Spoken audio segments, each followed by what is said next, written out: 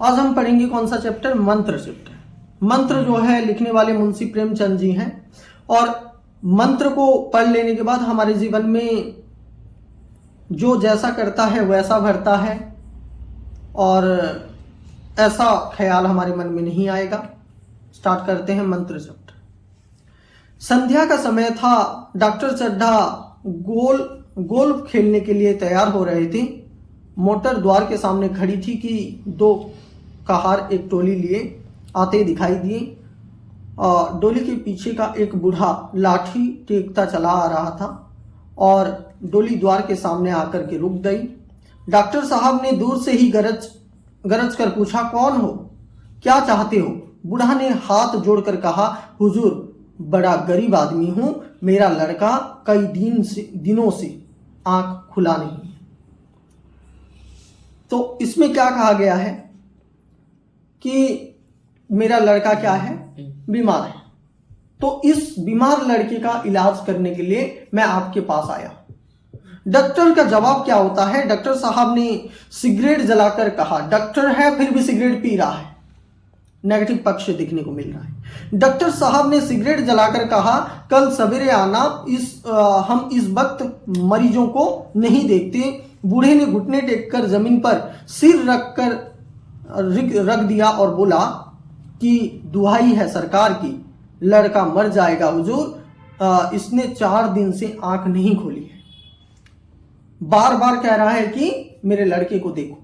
Doctor क्या बोल रहा है? बार बार मना किया जा रहा है, कल सवेरे आना, कल सवेरे आना। लड़के का जान चला गया तो इसके लिए रेस्पॉन्सिबल है वही जो डॉक्टर है। मुंशी प्रेमचंद जी कितने गहराई से लिखते हैं कि डॉक्टर चड्ढा ने घड़ी पर नजर डाली और बोले, कह दिया ना कि कल आना, कह दिया ना कि कल आना, इस वक्त मेरे पास टाइम नहीं है। इस वक्त मेरे पास क्या नहीं है? टाइम नहीं है। बूढ़े ने पगड़ी उतारकर चौखट पर रख दी और गिड़गिड़ा कर बोला, हुजूर बस एक नजर देख लो, लड़का हाथ से चला जाएगा सरकार। बूढ़े ने पगड़ी उतार करके रख दी और बोला इस तरह का। फिर भी डॉक्टर पिघला नहीं, बोल रहा है कि ये लड़का, वो बूढ़ा बोल रहा है, मेरा 6 लड़के थे सरकार, 6 में से 5 मर चुके हैं और बचा है एक। ये लड़के को हाथ से मत जाने दो सरकार, इसका जान बचा दो। लेकिन डॉक्टर मान नहीं रहा है, बोल रहा है क्या, इसकी जान बचा लो सरकार। डॉक्टर साहब ने अपने मन में कहा, ऐसे जो है देहाती यहाँ रोज आते हैं और यही रट लगाते हैं और मेरी बात नहीं सुनते। इस तरह का कहने के बाद वो जो है अपने गाड़ी में बैठ करके डॉक्टर चला जाता है। वे बाहर निकलकर मोटर की तरफ चले। बूढ़ा यह कहता हुआ अपने पीछे दौड़ा, सरकार बड़ा धर्म होगा, हुजूर दया कीजिए, बड़ा दीन दुखी हूं, संसार में कोई नहीं है, बस यही लड़का सहारा है। डॉक्टर साहब ने उसकी तरफ मुंह फेर कर देखा तक नहीं, मोटर पर बैठ करके बोले, कह दिया ना कल आना तो कल ही आना। तो डॉक्टर का धर्म कहां गया? बेच खा दिया सब डॉक्टर, अपने धर्म को भूल रहा है वो डॉक्टर। डॉक्टर का कार्य है कि वो अपने मौज को छोड़ करके यही आदमी का पहले जान बचाए, लेकिन डॉक्टर अपने धर्म भूल रहे हैं। डॉक्टर को भगवान के समान माना जाता है, लेकिन डॉक्टर अपने धर्म को भूल करके अपने मौज मस्ती के लिए चला गया, वक्त का कदर किए बिना। वक्त का कदर कर रहा है खेलने के लिए। एक आदमी का जान से बढ़कर के उसको खेलना है जीवन में। आगे क्या होता है? मोटर चली गई। बूढ़ा काफी देर तक मूर्ति की भांति क्या करता है? निश्चल खड़ा रहा। संसार में ऐसे मनुष्य भी होते हैं जो अपने मजे के आगे किसी की जान की परवाह भी नहीं करते। ऐसे मनुष्य को धिक्कार होता है जो मनुष्य क्या करता है? अपने मजे के लिए, अपने खुद के मजे के लिए दूसरों को तकलीफ देता है। वो इंसान कहलाने के लायक नहीं। वो इंसान जानवर के समान है। जो इंसान क्या करता है? अपने खुशी के लिए दूसरों को क्या करता है? गला घोंट देता है। कहता है कि करते, और जो अपने मजे के आगे किसी की जान की परवाह नहीं करते। कोई मनुष्य इतना कठोर हो सकता है, इसका विश्वास भी नहीं आता है। वह उन पुराने जमाने के जीवों में से एक था जो लगी हुई आग बुझाने। वो बूढ़ा ऐसा आदमी था। जो लगी हुई आग बुझाने, मुर्दों को कंधा देने, किसी के छप्पर को उठाने और किसी के कलह को शांत करने के लिए सदा तैयार रहता था। जो भला कार्य करता है उसके सामने विपदा हर समय आता है। जब तक बूढ़े को मोटर दिखाई दी वह टकटकी लगाए खड़ा उसे देखता रहा। शायद उसे अब भी डॉक्टर साहब के लौट आने की आशा थी। उसके आंखों में एक विश्वास था कि यह डॉक्टर का पढ़ाई करके आया है, इसके दिल में कुछ तो दर्द होगा, कुछ तो तकलीफ होगा, वापस शायद गाड़ी को मोड़ सकता है। लेकिन डॉक्टर मोड़ा नहीं और वो कहता है, फिर उसने कहारों को डोली उठाने को कहा। जो कंधे में लेकर के आए थे उस बच्चे को, उसको जो है डोली उठाने को कहा, चलो ले चलो। जिस रास्ते थे आए थे उसी रास्ते में ही वापस चले गए। आशा को मरते हुए यहाँ पे देखने को मिला। उधर ही चली गई। चारों ओर से निराशा होकर के फिर वह किसी दूसरे डॉक्टर के पास ना गया। सोच लिया कि किस्मत में लिखा ही नहीं है। ये किस्मत का लिखा बहुत मायने रखता है। तो आगे की ओर देखते हैं वो क्या कहता है। उसी रात को उसका हंसता खेलता 7 साल का बालक इस संसार से चल बसा। आदमी का मर जाना उनको तकलीफ देता है जिसका अपना गुजरा होता है, उसको तकलीफ नहीं देता जिसका अपना गुजरा नहीं होता। उसको क्या पता कि अपने गुजरने का दर्द क्या होता है। उस पिता को लगा होगा जो आस लगा करके आया था किसके पास, डॉक्टर के पास, कि शायद मेरा लड़का बच जाएगा, लेकिन बच नहीं सका। बच सका क्या? नहीं बच सका। तो हंसता खेलता 7 साल का बालक इस संसार से चल के बसा। बूढ़े बाप के जीवन का बस एक ही आधार था। इस दीपक को बुझते ही जीवन की अंधेरी रात साए साए करने लगी। कई साल बीत गए। डॉक्टर चड्ढा ने खूब यश और धन कमाया। उस धन और उस दौलत को मैं धिक्कार करता। एक आदमी का जान बचा नहीं सका। वो धन दौलत किस काम का? किसी काम में नहीं आएगा। वो पाप चढ़ेगा जीवन में और पाप चढ़ेगा। उनका हर काम नियम से होता था और इसलिए स्वास्थ्य भी अच्छा था। किसका? डॉक्टर चड्ढा का। 50 साल की उम्र में भी जवानों के कान काटते थे। उनके केवल 2 ही बच्चे थे। बेटी ब्याही जा चुकी थी और बेटा 20 साल का हुआ था। उसी की सालगिरह की पार्टी थी। शहर के देखभाल में लगा हुआ था, मतलब शहर के देखभाल में लगा हुआ था। अचानक मृणालिनी ने कहा, क्यों कैलाश, तुम्हारे सांप कहाँ है? जरा मुझे दिखा दो। कैलाश ने कहा, मृणालिनी इस वक्त क्षमा करो, कल दिखा दूंगी। उस समय उस जो है डॉक्टर चड्ढा का बेटे का बर्थडे था और कहता है कि जो मृणालिनी नाम का, उसका प्रोनाउंस नहीं हो रहा है, वो लड़की उसके पार्टी में आई हुई थी। और ये जो कौन है, कैलाश, ये सांप का बहुत ही शौकीन था। ये सांप का शौकीन सांप रखता था अपने पास और उसको देखभाल करता था, उसको पालता था। आगे क्या होता है देखते हैं। जी नहीं, तुम्हें दिखलाना पड़ेगा। मैं आज नहीं मानने की। तुम रोज कल कल करते हो। मृणालिनी और कैलाश सहपाठी थे। कैलाश को सांप को पालने, उनकी आदतों का अध्ययन करने का शौक था। वह विद्या उसे एक सपेरे से सीखा था। सांप की जड़ी बूटी जमा करने का भी उसे मर्ज था। मृणालिनी ने जिद करने पर एक महाशय ने कहा, दिखा क्यों नहीं देते? जरा सी बात के लिए टाल मटोल कर रहे हो। अब जो है कैलाश ने जोश में आकर के कहा, ठीक है चलो देखो, अगर तुमको देखना है तो मैं क्यों मना करूं, चलो देखो। और कैलाश ने जोश में आकर के कहा, कौन कहता है कि मैं दिखाना नहीं चाहता? आप लोग तैयार हो जाएं। वह सांप के पिटारों के पास गया और बीन बजानी शुरू कर दी। फिर एक एक पिटारे से सांप को निकालकर शुरू किया और अपनी गर्दन में लपेटने लगा। एक मित्र ने छेड़ा, दांत तोड़ डाले होंगे। कैलाश हंसकर बोला, इसके दांत नहीं तोड़े गए हैं। यह कहकर एक जहरीली काले सांप को पकड़कर बोला, मेरे पास इससे जहरीली सांप नहीं है, अगर किसी को डस ले तो देखते ही देखते दम निकल जाएगा उस आदमी का। देखो, कैलाश जो विनाश काले विपरीत बुद्धि बोला जाता है, अभी कैलाश का चढ़ा हुआ है और सांप को निकाल करके दिखा रहा है सभी को, एक एक करके उस कैलाश का आज बर्थडे पार्टी। अब विनाश काले विपरीत बुद्धि, और एक कहावत यहाँ पे और भी सूट करता है कि नाश मनुष्य पर छाता है तो पहले विवेक मर जाता है, तो विवेक यहाँ पे मर चुका है किसका? कैलाश का। कैलाश हंसकर बोला, इसके दांत नहीं तोड़े गए हैं। यह कहकर एक जहरीली काले सांप को पकड़कर बोला, मेरे पास इससे जहरीला सांप नहीं है, अगर किसी को डस ले तो देखते ही देखते दम निकल जाएगा। ऐसा कहते ही उसने सांप की गर्दन पकड़ करके जोर से दबाया, इतनी जोर से कि उसका मुंह खुल गया और दांत दिखाते हुए बोला, जिन लोगों को शक हो नजदीक आकर इसके दांत देख लो। इस सांप का दांत भी है। अब क्या होता है, जैसे ही कैलाश ने सांप पर हाथ ढीला किया, सांप ने उसे डस लिया। किसको? कैलाश को डस लिया। खत्म, सब बात, टाटा बाय बाय, फिनिश। देखते हैं आगे क्या होता है। वह उस कमरे की तरफ भागा जहां मेज की दराज में जड़ी रखी हुई थी। उसके विचार से जिसे पीस कर लगाने से जहर का असर कम ही हो जाएगा। महफिल में भगदड़ मच गई। डॉक्टर साहब चाहते थे कि उंगली काट दी जाए, पर कैलाश ना माना।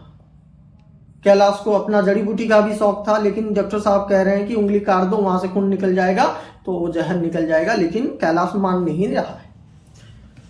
अब क्या होगा, उंगली काट दी जाए, पर कैलाश ना माना। उसे जड़ी बूटी पर पूरा भरोसा था, लेकिन जहर ने अपना रंग दिखाया। धीरे धीरे उसके होंठ नीले पड़ने लगे और वह अचेत हो गया। खत्म। कैलाश का बर्थडे पार्टी खत्म हो चुका है। अब जितने भी मेहमान आए थे सब चले गए हैं, जो भी होना था हो चुका है अभी। अब जो है कैलाश बेहोश पड़ा हुआ है, जहर का असर चढ़ गया है। खत्म। तो होंठ नीले पड़ने लगे और वह अचेत हो गया। एक महाशय बोले, कोई मंत्र झाड़ने वाला मिले तो संभव है जान बच जाए। मंत्र जो कि झाड़ फूंक होता है ना, पहले के जमाने में झाड़ फूंक का असर था, और ये 1936 की कहानी है। 1936 में डॉक्टर से ज्यादा झाड़ फूंक को जो है ज्यादा विश्वास किया जाता था, और इसी समय में ये कहानी घटा है। और वो बोल रहा है, महाशय को बोल रहे हैं कि कोई मंत्र झाड़ने वाला मिले तो संभव जान बच जाए, और कोई चांसेस नहीं है। एक महाशय बुला भी लाए, लेकिन उसने आते ही कहा, अब कोई फायदा नहीं है, झाड़ फूंक का भी कोई फायदा नहीं, मरेगा ये कैलाश। शहर से कई मील दूर एक झोपड़ी में एक बूढ़ा और बुढ़िया जाड़े की रात काट रहे थे। इतने में किसी ने द्वार पर दस्तक दी और, भगत क्या सो गए? जरा किवाड़ तो खोलो। किवाड़ खुलते ही आदमी ने अंदर जाकर कहा, डॉक्टर चड्ढा के लड़के को सांप ने डस लिया है। भगत ने चौंक कर पूछा, डॉक्टर चड्ढा के लड़के को? वही डॉक्टर चड्ढा ना, जो छावनी के पास वाले बंगले में रहते हैं। आदमी ने कहा, हाँ वही डॉक्टर चड्ढा। वही देखने जाओगे? ये जो बूढ़ा है ना, जो भगत, ये आदमी का लड़का उसी डॉक्टर की वजह से मरा था। आज जो है बात आया हुआ है कि अगर ये चाहे तो अपने मंत्र की वजह से क्या कर सकता है, उस डॉक्टर के लड़के को बचा सकता है। लेकिन ये भगत करेगा क्या? अपना बदला लेने का समय है। बदला लेना, किस तरह से बदला लिया जाता है यहां पे दिखाया गया। बदला भी लोगे तो उस आदमी को मरते दम तक याद आए। बदला, ठीक है। देखते हैं वो भगत किस तरह से अपनी बदला लेता है। डॉक्टर चड्ढा के लड़के को, वही डॉक्टर चड्ढा ना, जो छावनी के पास वाले बंगले में रहते हैं। आदमी ने कहा, हाँ वही देखने जाओगे? बूढ़े ने कठोर भाव से कहा, मैं नहीं जाता। डॉक्टर चड्ढा को खूब जानता हूं, मुन्ना को इन्हीं के पास ले गया था, खेलने जा रहे थे। सीधे मुंह तक बात नहीं किया। भगवान सब कुछ देखता है। उस वक्त मेरी आंखों से आंसू निकल पड़े थे। अपने खेल के पीछे उस पत्थर दिल ने मेरा मुन्ना देखा तक नहीं। उस डॉक्टर ने मेरे मुन्ने को या मेरे जो छोटा लड़का था उसका चेहरा भी नहीं देखा और खेलने चला गया वो लड़का, वो डॉक्टर। और उस डॉक्टर के लड़के के जीवन बचाने मैं जाऊं? हर आदमी का दिन आता है। उस दिन डॉक्टर का दिन आया था, आज मेरा दिन आया हुआ है। अपना टाइम आएगा, आया हुआ है। क्या आया हुआ है? अपना टाइम आया हुआ है। भगत के जीवन का यह पहला अवसर था जब किसी को सांप ने काटा हो और वह चुपचाप बैठा रहा हो। आज ऐसी खबर सुनकर भी वह घर से कदम नहीं निकाल सका। सोने की कोशिश करने लगा पर नींद कहाँ। जो आदमी के अंदर आदमियत होता है ना, मैं आपको बोल रहा हूँ, जिस आदमी के अंदर आदमियत होता है वो आदमी किसी के दुख तकलीफ को देख नहीं सकता। अगर तुम लोगों के दुख तकलीफ को देख नहीं सकते ना, आपके अंदर आदमियत है। दुख तकलीफ को झेल रहे हो और कोई तुमको देख रहा है, मदद नहीं कर रहा है, तो उसके अंदर आदमियत नहीं है। वो आदमी कहलाने के लायक नहीं है भाई, उसके ऊपर भरोसा मत करना। भगत उस तरह का इंसान नहीं था। किस तरह का इंसान था, आगे की और कहानी से पता चलेगा। और सांप ने काटा हो और वह चुपचाप बैठा रहा हो। आज ऐसे खबर सुनकर भी वह घर से कदम नहीं निकाल सका और सोने की कोशिश करने लगा पर नींद कहाँ। आदमियत है ना उसके अंदर, नींद नहीं आया और कोशिश करने लगा पर नींद नहीं आया। चुपके से उठा, लाठी उठाई और किवाड़ खोलकर बाहर निकल गया। चौकीदार ने पूछा, कहाँ चले भाई? भगत ने कहा, जाऊंगा कहाँ, देख रहा था रात कितनी बाकी है। चौकीदार ने कहा, डॉक्टर चड्ढा के बेटे का हाल तो तुमने सुना ही है, तुम क्यों नहीं जाते, चले जाते? सुना है 10,000 देने का वादा किया है। वो आदमी अपने बेटे का कीमत लगा रहा है बचाने का। अगर तुम भगत जाकर के बचा दो तो उसका बेटे का जान बच जाएगा।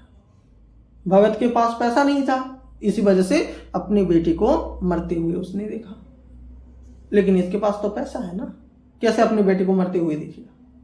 ठीक है, तो भगत, मैं तो नहीं जाऊंगा, चाहे 10 लाख भी दे दी, मुझे लेकर करना क्या है? कल मर जाऊंगा तो फिर कौन भोगने वाला बैठा है? वो भगत कह रहा है कि 10,000 क्या 10 लाख देने से भी नहीं जाऊंगा। फिर आगे की और क्या होता है? चौकीदार क्या करता, चला गया।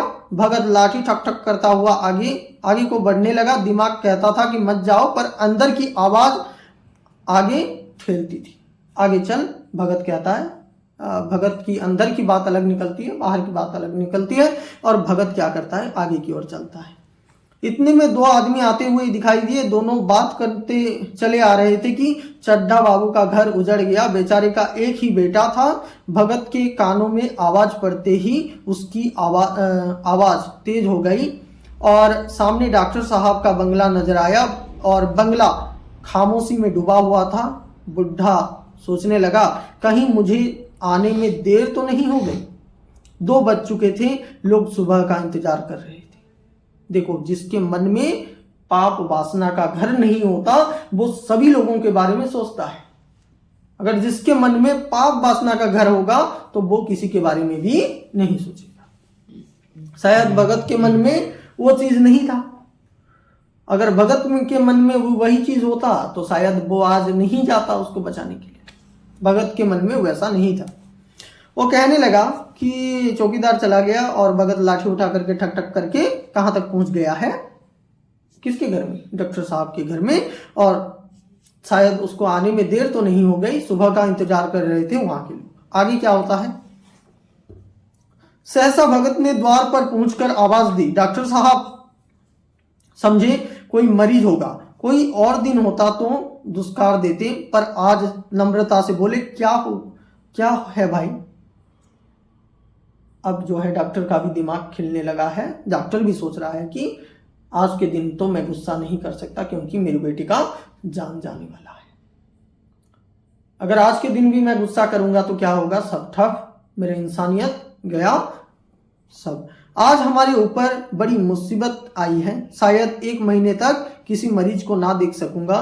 भगत ने कहा, आपकी मुसीबत सुन चुका हूं भैया, कहाँ है? मुझे दिखा दीजिए। भगवान बड़ा कारसाज है, कौन जाने अब भी उसे दया आ जाए। चड्ढा ने उदास स्वर से कहा, चलो देख लो, बहुत से झाड़ फूंक करने वाले देख कर जा चुके हैं। भगत अंदर जाकर के डॉक्टर के बेटे को देख कर बोला, अभी देर नहीं हुई है, अभी भी आपके लड़के का जीवन बचाया जा सकता है। लेकिन बचाएगा कौन? भगत ही बचाएगा। लेकिन क्या होता है कि देखकर बोला, अभी देर नहीं हुई है, नारायण चाहेंगे तो आधे घंटे में भैया उठ बैठेंगे। कहारों ने पानी भर भर कर कैलाश के ऊपर डालना शुरू किया। बूढ़ा भगत मंत्र पढ़ रहा था। मंत्र खत्म होते ही बीच बीच में जड़ी कैलाश को सूंघा देता था। इस तरह ना जाने कितने घंटे पानी डाला गया और हर बार मंत्र फूंकता हुआ भगत ने उसे जड़ी सूंघाई। आखिर जब उषा की लाल लाल आंखें खुली तो कैलाश ने भी आंखें खोल दी और पानी पीने को मांगा। पानी दो मैया। किसके वजह से यह बच सका? भगत की वजह से। भगत नहीं चाहता तो मर जाता ये शायद। डॉक्टर जैसा आदमी था, भगत वैसा आदमी नहीं था। तो कैलाश की मां दौड़कर भगत के पैरों में गिर पड़ी। डॉक्टर साहब बड़े श्रद्धा भाव से भगत को देखते हुए उसका यश गाते हुए फिर रहे थे, पर भगत का कहीं पता नहीं था। नौकरों ने कहा, अभी तो यहीं बैठा चिलम पी रहे थे, हमने तंबाकू दिया तो नहीं दिया। और उस अपने पास से तंबाकू निकाल करके चिलम भरी।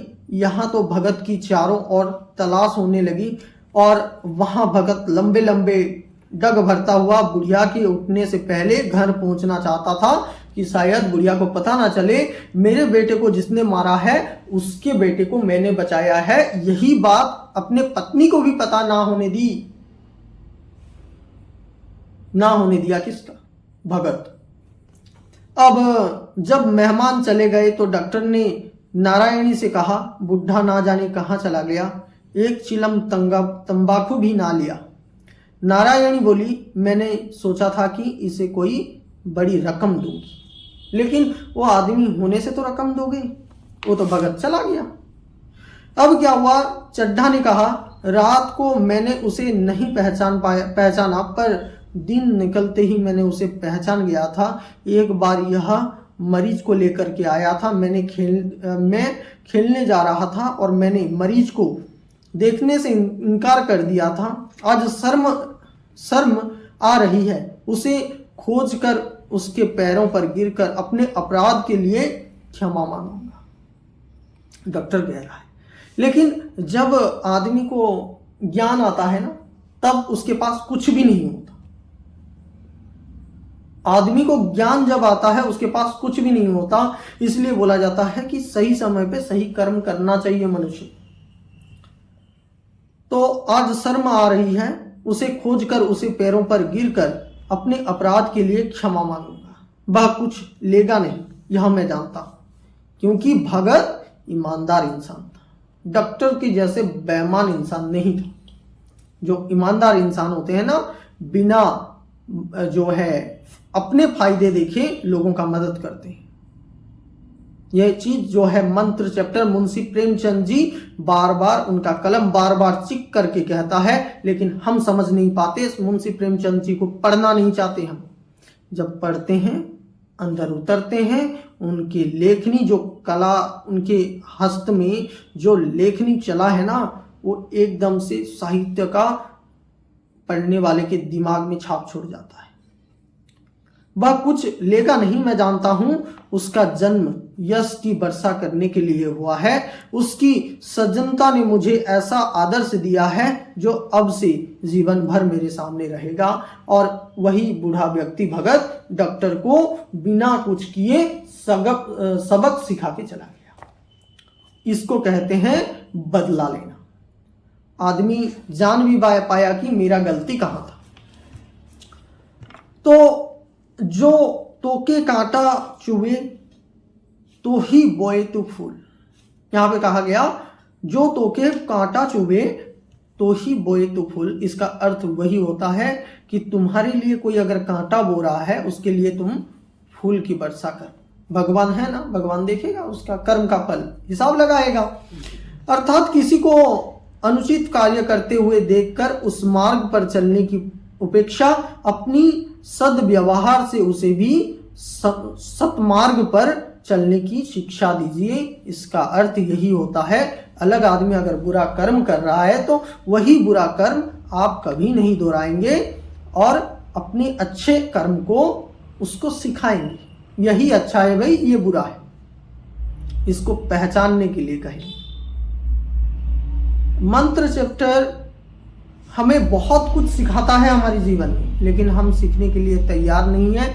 साहित्य हमें बहुत कुछ सिखाता है, रोना भी सिखाता है, हंसना भी सिखाता है और हमको जीना भी सिखाता है। अगर ये कहानी आपको अच्छा लगा होगा तो like and share and subscribe करना ना भूलें। Thank you so much. और आगे की और इस तरह की कहानी देखने के लिए लाइक के बटन को दबाएं। Thank you so much.